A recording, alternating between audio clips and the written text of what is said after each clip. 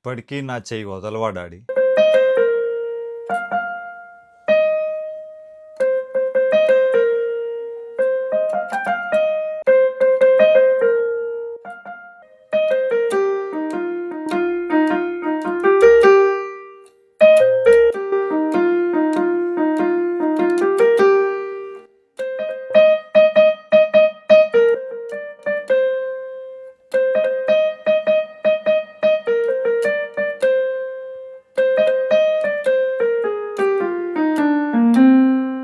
ఆహా!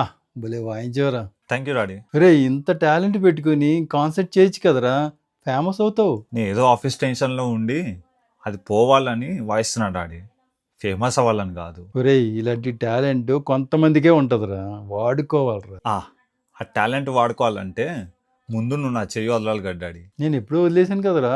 నువ్వు వదిలినట్టుగానే ఉంటావు డాడీ, కానీ జగలా పట్టుకుని కూర్చుంటావు.